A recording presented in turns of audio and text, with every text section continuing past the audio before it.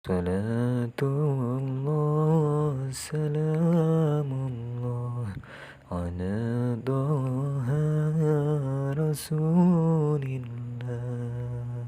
Assalamualaikum warahmatullahi wabarakatuh. Kisah ini menceritakan tentang penyampaian salam Nabi dan undangan Umar untuk Uwais Al-Qarni. Pada zaman kekhalifahan Umar bin Khattab, tepatnya pada bulan Zulhijjah, musim ibadah haji, beliau Khalifah Umar mengumumkan kepada semua khilafah yang datang dari segala penjuru. Beliau mengumumkan, silahkan duduk kecuali orang-orang yang berasal dari daerah Qoran. Lanjut Umar bin Khattab, semua orang-orang yang di hadapan Umar duduk bersila, sedangkan orang-orang yang di hadapan Qoran tetap berdiri. Siapa di antara kalian yang bernama Uwais? Tanya Umar kepada orang-orang yang berdiri. Semua orang-orang yang berdiri bergeming, saling pandang satu sama lain, seperti saling menyelidik dan bertanya-tanya. Umar pun paham jika tidak ada orang yang dimaksud. Adakah di antara kalian yang mengenal orang yang bernama Uwais Al-Qarni? Tanya Umar lagi dengan suara keras, mengingat di hadapannya ada banyak orang. Kasak-kusuk mulai terdengar. Orang-orang ini mulai bingung. Ada apa? Orang terhormat seperti Khalifah Umar menanyakan Uwais. Orang-orang Qoran ini heran. Uwais hanya orang biasa, rakyat jelata dan tidak punya kedudukan apapun. Bahkan bagi penduduk Qoran, Uwais hanyalah orang gila yang dikucilkan dari masyarakat. Itulah yang membuat salah satu pria yang berdiri dekat beliau berbicara. Wahai Umar, apa yang Anda inginkan darinya? Uwais adalah orang yang tidak dikenal kecuali oleh orang-orang yang ada di sekitarnya. Ia tinggal di gubuk reot, hidup sendiri, dan tidak bergaul dengan manusia, kata perwakilan orang Qoran ini. Tanpa diduga, Umar justru sumringah, seperti menemukan seseorang yang selama ini ditunggu-tunggu. Dengan sedikit terburu-buru, Umar mendatangi orang tersebut. Sampaikan salamku padanya, kepada Uwais.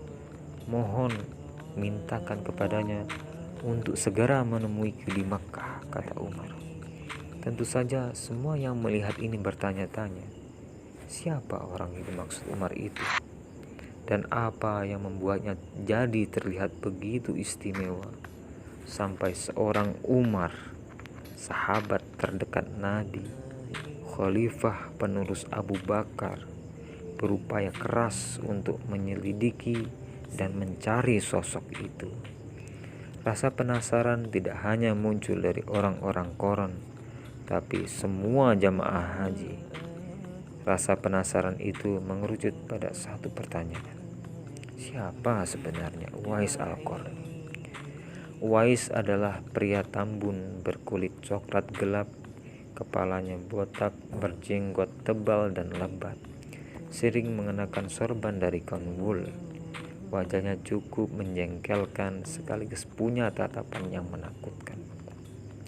Paling tidak itulah kesan yang dilihat oleh Harim bin Hayyan Al-Abadi, seorang muslim yang bertemu dengan Uwais setelah kabar seorang Khalifah Umar mencari sosok yang tidak dikenal itu.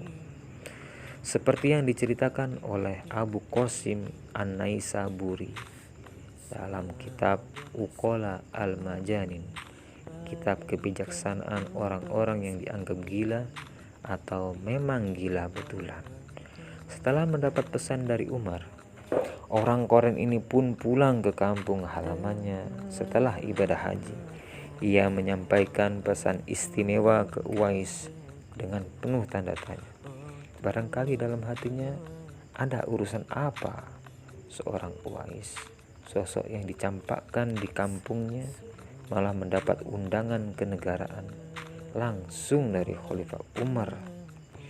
Mendapat undangan istimewa tersebut, tentu saja Uwais segera ke Makkah, mendatangi Umar Begitu keduanya bertemu, Umar langsung menyapa, "Apakah benar Anda Uwais?" "Uwais Al-Qarni?" tanya Umar. "Ya benar wahai Amirul Mukminin," jawab Uwais. "Apakah Anda pernah memiliki penyakit kusta? Lalu Anda berdoa dan penyakit Anda sembuh? Lalu Anda berdoa kembali agar dikembalikan lagi penyakit kusta tersebut?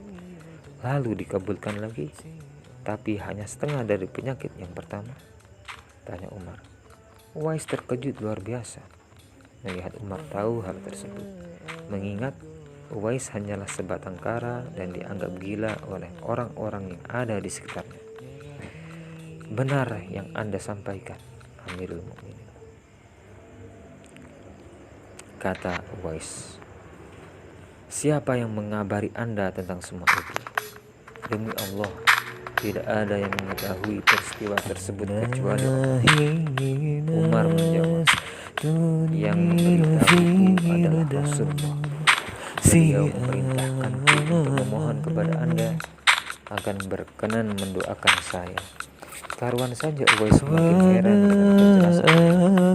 Namun sebelum kata-kata Uwais keluar, kembali Umar bin Khattab melanjutkan, "Karena beliau bersabda tentang seorang pria yang bersyafaat kepada orang-orang yang jumlahnya lebih banyak dari Bani Rabi'ah dan Bani Nadhr.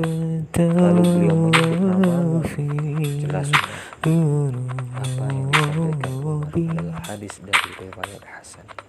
Suatu kali Nabi Muhammad bersabda, ada orang-orang yang lebih banyak dari Bani Rabi'ah dan kelak akan masuk surga karena syafaat seorang pria dari umatku. Maukah kalian aku beritahu siapa nama pria itu? Para sahabat menjawab, "Tentu saja wahai Rasulullah." Bagaikan pebasir di keluar perintah Nabi, "Wahai Umar, apabila engkau sampaikan salammu, berbincanglah dengannya sehingga dia mendoakanmu." Sebuah riwayat yang juga terdapat dalam kitab Sahih Al-Jami' As-Shaghir karya Jalaluddin As-Sayyuti. Mendengar segala keistimewaan itu, Uwais bukannya getar kepala, tetapi berpesan kepada Umar, "Wahai Amirul Mukminin, saya punya permohonan untuk Anda." "Apa itu Uwais?" tanya Umar. "Tolong sembunyikan soal jati diri saya yang Anda dengar dari Rasulullah, dan izinkanlah saya untuk segera beranjak dari tempat ini," kata Uwais. Umar pun mengabulkan permohonan tersebut. Dalam kesaksian Harim bin Hayyan, Uwais berkata kepadanya, "Aku tidak suka perkara ini." Setelah Harim meminta hadis dari Uwais, "Aku tidak ingin menjadi muhaddis, qadhi, ataupun mufti. Aku tak suka diriku sibuk dengan manusia," jawab Uwais yang ingin menjauhkan dari gelar-gelar dunia, sekalipun itu terlihat seperti gelar dari agama. Di tempat persembunyiannya itulah Uwais menghabiskan sisa hidupnya, sampai kemudian keberadaan Uwais diketahui oleh banyak orang karena ditemukan wafat dalam perang Siffin. Demikianlah kisah Uwais Al-Qarni. Semoga kita semua bisa mengambil pelajaran bahwa ridallahu ridha walidaik, ridha Allah tergantung kepada ridha kedua orang tuanya. Dan kita bisa mengambil pelajaran pula jika kita tidak bisa melihat seseorang itu dari penampilan, dari casing, maupun dari harta ataupun status sosialnya, karena sesungguhnya kedudukan manusia di mata Tuhannya adalah tergantung daripada iman dan takwanya. Billahi taufiq wal hidayah. Assalamualaikum warahmatullahi wabarakatuh.